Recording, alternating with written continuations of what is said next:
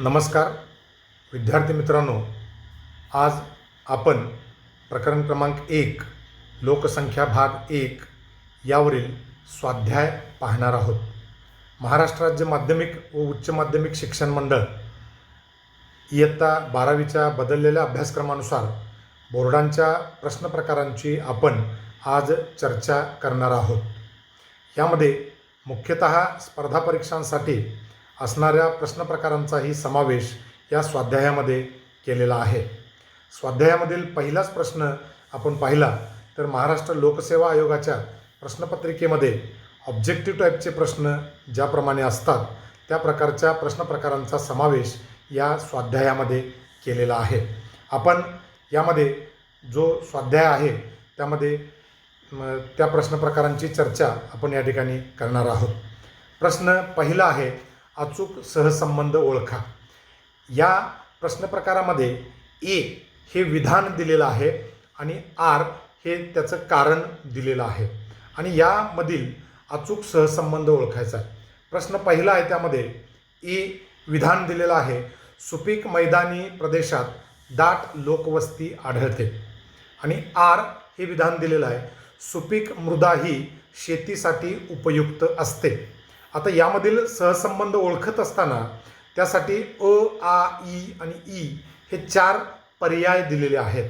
त्यामध्ये अ पर्याय आहे केवळ ए बरोबर आहे, आ पर्याय आहे केवळ आर बरोबर आहे, ई पर्याय आहे त्यामध्ये ए आणि आर हे दोन्ही बरोबर आहेत आणि आर हे एचे अचूक स्पष्टीकरण आहे आणि चौथा पर्याय ई दिलेला आहे, ए आणि आर हे दोन्ही बरोबर आहेत परंतु आर हे अचे अचूक स्पष्टीकरण नाही.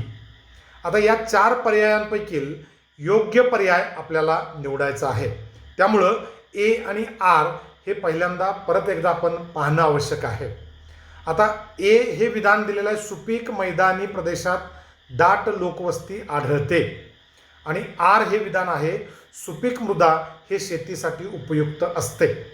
आता याचा अचूक सहसंबंध ओळखत असताना दोनही विधानांचा अचूक सहसंबंध आहे म्हणून याचं उत्तर आपल्याला ई हा पर्याय सांगता येईल. कारण ए आणि आर हे दोन्ही विधानं बरोबर आहेत आणि आर हे एचे अचूक स्पष्टीकरण आहे. कारण सुपीक मृदा या शेतीसाठी उपयुक्त असतात आणि शेती ज्या ठिकाणी विकसित होते त्या सुपीक मैदानी प्रदेशामध्ये दाट लोकवस्ती आढळते म्हणून ई हा पर्याय योग्य आहे. त्यामध्ये दुसरा प्रश्न आहे त्यामध्ये ए विधान दिलेलं आहे, प्रदेशातील लोकसंख्येत बदल होत नाही आणि आर हे विधान दिलेलं आहे, जन्मदर, मृत्यूदर आणि स्थलांतराचा प्रदेशातील लोकसंख्येवर परिणाम होतो. यामध्ये 4 पर्याय दिलेले आहेत. अ केवळ ए बरोबर आहे, आ पर्याय आहे केवळ आर बरोबर आहे, ई पर्याय आहे ए आणि आर दोनही बरोबर आहेत आणि आर हे एचे अचूक स्पष्टीकरण आहे आणि चौथा पर्याय ई दिलेला आहे, ए आणि आर हे दोन्ही बरोबर आहेत परंतु आर हे एचे अचूक स्पष्टीकरण नाही. या 4ही पर्यायांमधील जर पर्याय बघितले आपण तर यामध्ये आ हा पर्याय याचा योग्य वाटतो. त्यामध्ये आ पर्याय केवळ आर बरोबर आहे. त्यानंतर तिसरा यामध्ये आपल्याला हे आहे प्रश्न आहे त्यामध्ये ए हा पर्याय, ए मध्ये विधान दिलेलं आहे, दुसऱ्या टप्प्यात मृत्यूदरात घट होते पण जन्मदर स्थिर असतो आणि आर हे विधान दिलेलं आहे, दुसऱ्या टप्प्यात लोकसंख्या झपाट्याने वाढते. त्यामध्ये 4 पर्याय दिलेले आहेत. अ पर्याय आहे केवळ ए बरोबर आहे, आ पर्याय आहे केवळ आर बरोबर आहे, ई पर्याय ए आणि आर हे दोन्ही बरोबर आहेत आणि आर हे एचे अचूक स्पष्टीकरण आहे. चौथा ई पर्याय आहे ए आणि आर हे दोन्ही बरोबर आहेत परंतु आर हे एचे अचूक स्पष्टीकरण नाही. आता यामधील अचूक सहसंबंध ओळखायचा म्हटलं तर यामध्ये पर्याय क्रमांक 3 म्हणजेच ई हे याचं योग्य उत्तर आहे. ए आणि आर हे दोन्ही बरोबर आहेत आणि आर हे एचे अचूक स्पष्टीकरण आहे. यामध्ये प्रश्न प्रकार दुसरा आहे. प्रश्न दुसरा आहे टिपा लिहा. यामध्ये प्रश्न पहिला दिलेला आहे भूरचनेचा लोकसंख्या वितरणावरील प्रभाव. आता टिपा लिहा हा प्रश्न लिहित असताना त्यामध्ये किमान स्वरूपामध्ये काही मुद्दे या टिपांच्या प्रश्न प्रकारामध्ये येणं आवश्यक आहे. त्याची आपण सविस्तर चर्चा करणार आहोत. त्यामध्ये पहिला मुद्दा आहे लोकसंख्या वितरणावरती भूरचनेचा प्रभाव सर्वात जास्त पडतो. भूरचनेचे पर्वत, पठारे, मैदाने आणि सागर किनारे असे प्रमुख प्रकार पडतात. त्यामध्ये पर्वतीय डोंगराळ प्रदेशामध्ये जास्त उंची, थंड हवामान, तीव्र उतार, घनदाट जंगले, नापीक मृदा, दुर्गम प्रदेश, शेतीयोग्य जमीन कमी यामुळे आर्थिक क्रियांवरती मर्यादा येतात. म्हणून त्या ठिकाणी लोकसंख्या ही कमी आढळते. उदाहरणार्थ हिमालय, आल्प्स, रॉकी पर्वत इत्यादी ठिकाणी. मात्र पर्यटनाच्या दृष्टीनं ज्या ठिकाणी थंड हवामानाची ठिकाणे विकसित झालेली असतात त्या ठिकाणी मात्र लोकसंख्या ही जास्त आढळते. उदाहरणार्थ सिमला किंवा महाबळेश्वर इत्यादी ठिकाणी. पठारी प्रदेश हा तसा मध्यम लोकवस्तीचा भाग म्हणून ओळखला जातो. जेथे खनिज साठे आहेत त्या ठिकाणी उद्योगधंदे आणि वाहतूक सुविधांचा विकास झालेला असल्याने त्या ठिकाणी लोकसंख्या जास्त आढळते. याशिवाय सागर किनारी प्रदेशात मासेमारीसारखा व्यवसाय विकसित झाल्यामुळं, त्याचबरोबर त्या ठिकाणी जलवाहतूक विकसित झाल्यामुळं, त्याचबरोबर बंदरांचा विकास झाल्यामुळं लोकसंख्या ही जास्त आढळते. जगातील मैदानी प्रदेशात की ज्या ठिकाणी सपाट आणि सुपीक मृदा, जलसिंचनाच्या सुविधा, त्यामुळे शेतीचा विकास मोठ्या प्रमाणात होतो. त्यामुळे सर्वच आर्थिक क्रिया या ठिकाणी विकसित झालेल्या असल्यामुळं या ठिकाणी लोकसंख्या या घनदाट आढळतात.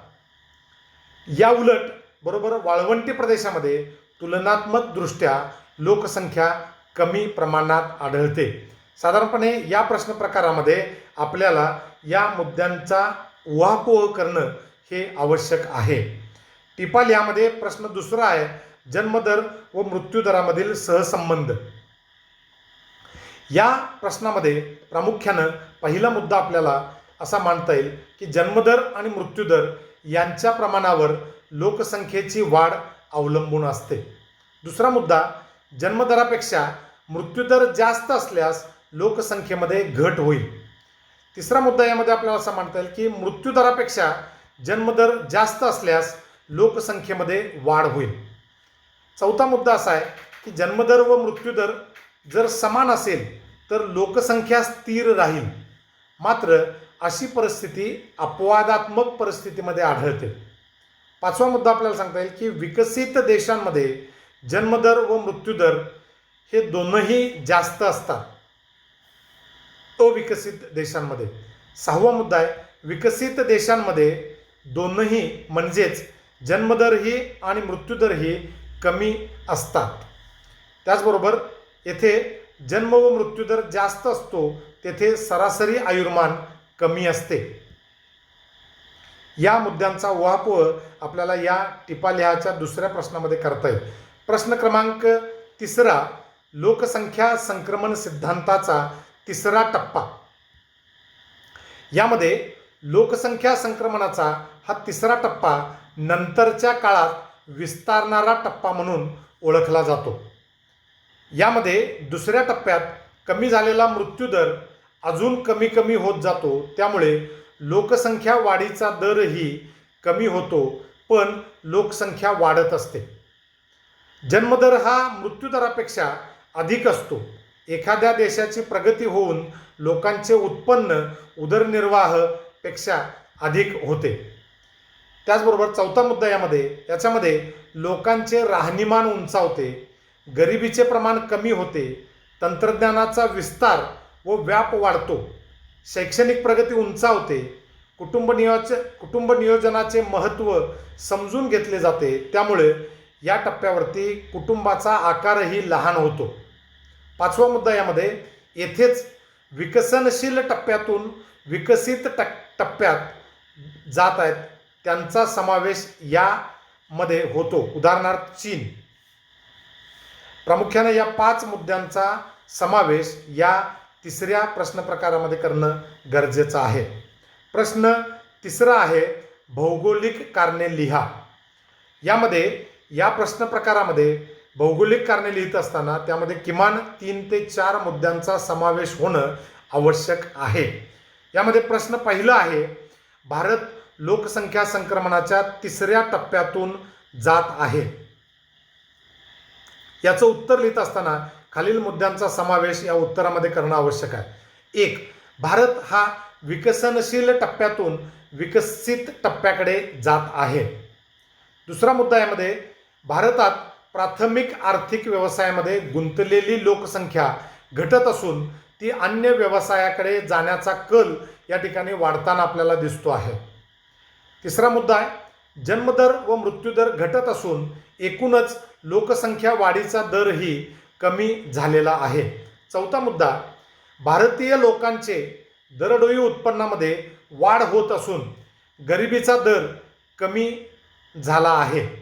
शैक्षणिक प्रगती, त्याचबरोबर कुटुंब नियोजनाबाबतची जागरूकता, आरोग्य जागरूकता यामुळे लिंग गुणोत्तर यातील तफावत कमी होत आहे. त्याचबरोबर नागरी लोकसंख्या वाढत असून या सर्व बाबी लोकसंख्या संक्रमणाच्या या तिसऱ्या टप्प्यात अनुकूल आहेत. यामुळे भारत लोकसंख्या संक्रमणाच्या तिसऱ्या टप्प्यातून जात आहे. प्रश्न दुसरा लोकसंख्या वितरण असमान असते. तर यामध्ये प्रामुख्यानं लोकसंख्या वितरण जरी असमान असले परंतु जगाच्या काही प्रदेशात लोकसंख्या अतिशय दाट तर काही प्रदेशात लोकसंख्या विरळ स्वरूपाची आढळते. दुसरा मुद्दा आहे या लोकसंख्या वितरणास त्या प्रदेशातील प्राकृतिक रचना, आर्थिक घटक, राजकीय घटक व सामाजिक घटक कारणीभूत आहेत. तिसरा मुद्दा याशिवाय प्रत्येक देशानुसार जन्मदर व मृत्यूदर यामध्ये तफावत दिसून येते. ज्या ठिकाणी अनुकूल हवामान आणि संपन्न क्षेत्र, जलसिंचन सुविधा, शेतीयोग्य मृदा, सांस्कृतिक पार्श्वभूमी, सामाजिक व राजकीय स्थैर्य असते अशा ठिकाणी लोकसंख्या मोठ्या प्रमाणात दिसून येते. ज्या ठिकाणी वरील घटकांच्या विरुद्ध म्हणजेच प्रतिकूल बाबी असतील तिथे लोकसंख्या विरळ आढळते. उदाहरणार्थ वाळवंटी प्रदेश व पर्वतीय प्रदेश इत्यादी. या सर्व मुद्द्यांचा विचार करता लोकसंख्येचं वितरण असमान असलेलं आपल्याला दिसून येतं. यामध्ये प्रश्न तिसरा आहे वाहतुकीच्या सोयींमुळे लोकवस्तीत वाढ होते. त्याचं उत्तर लिहित असताना यामध्ये आपल्याला पहा की कोणत्याही प्रदेशाच्या विकासात वाहतुकीला अनन्यसाधारण महत्त्व आहे. ज्या ठिकाणी वाहतुकीचे विविध मार्ग उदाहरणार्थ रस्ते, रेल्वे, विमान, जलमार्ग विकसित झाले आहेत अशा ठिकाणी शेती, उद्योग आणि व्यापार यासारख्या आर्थिक व्यवसायांचा विकास मोठ्या प्रमाणात झालेला आपल्याला दिसून येतो. ज्या ठिकाणी औद्योगिक केंद्रे व बाजारपेठा यांना जोडणारा दुवा म्हणून वाहतूक सुविधा ओळखली जाते.